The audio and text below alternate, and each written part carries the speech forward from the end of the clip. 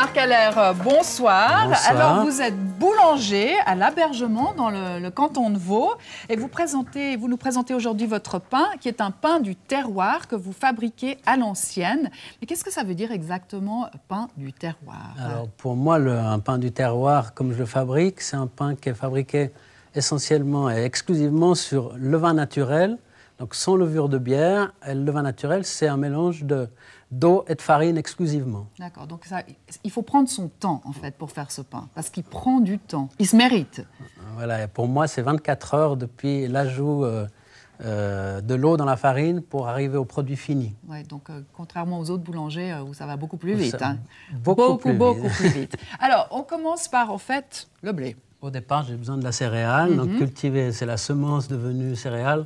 Cultivé, bien sûr, dans les règles de l'art. On a devant vous là-bas... c'est du bio, hein. Là c'est que du bio. Je suis en bio, oui. D'accord. Il y a du blé, de l'épeautre, du seigle pour obtenir la meilleure des farines. Ici, c'est une farine en meule de pierre.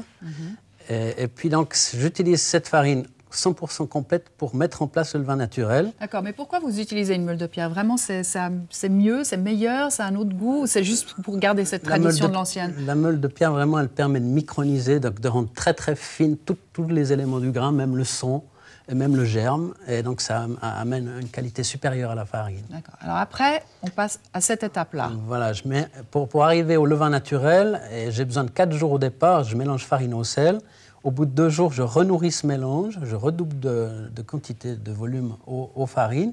Et au bout de 3 jours et demi, 4 jours, on arrive à maturité. Donc, il double de volume. Au bout de 3 jours et demi, 4 jours, on voit se développer comme il est développé ici. Il est vivant, quoi. Et puis, il est actif et vivant.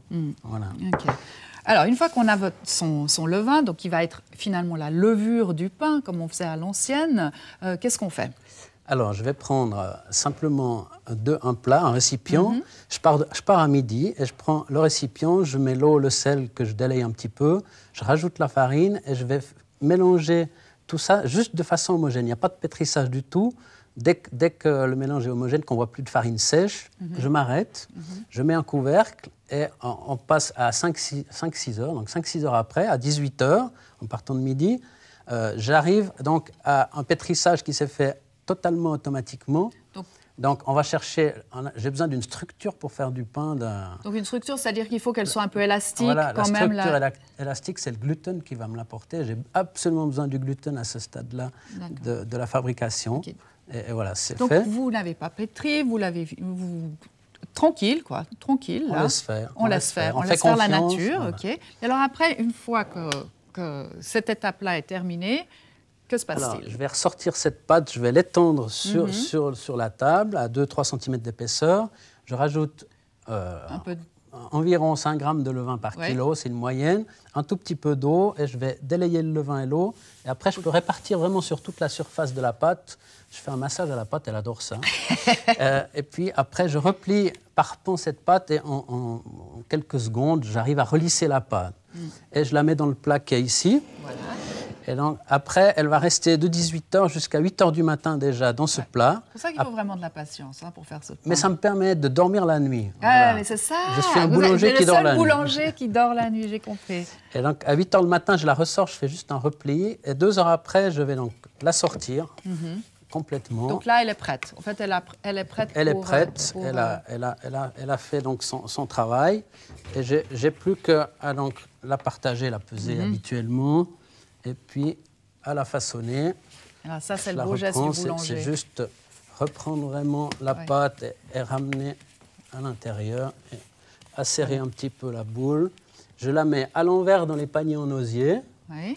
Parce qu'à l'enfournement, je vais retourner le panier sur la pelle et donc il sera nouveau à l'endroit. J'aurai plus qu'à donner un petit coup de lame et à enfourner. Donc les petits coups de lame, c'est pour faire ces magnifiques marques que vous avez faites dans la signature, mais ça permet aussi au pain de s'ouvrir.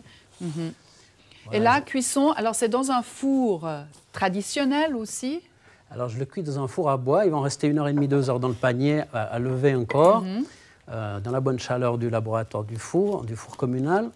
Et puis après, je les enfourne pendant 1 heure dans le four et ils vont cuire pendant cette période-là. Moi, j'ai le résultat final, là. Alors, on voit que c'est un pain absolument magnifique, très dense. Est-ce qu'il est digeste, ce pain? Parce qu'il a l'air assez costaud. Alors, il y a 24 heures de travail dans le cycle, dont 18 heures de fermentation avec le levain qui a déjà eu 4 jours de travail de mise en place. Donc, les 18 heures font comme une prédigestion de la céréale qui n'a plus besoin de se faire dans votre estomac. Ah. Et c'est devenu un sucre lent qui, tout de suite, va vous nourrir rapidement, et surtout sur une longue durée aussi. Et surtout, ce pain, il se conserve très, très bien pendant 4-5 jours sans problème. Et ça, c'est formidable. Depuis la cuisson. En tout cas, si on veut en savoir plus, et puis surtout où trouver votre pain, vous avez un site internet, www.lespaindemonchemin.ch. Merci beaucoup, Marc Haller, parce que je sais que vous voulez surtout transmettre cette tradition à d'autres, parce que c'est vrai que c'est une manière magnifique de faire du pain. Il est vraiment délicieux.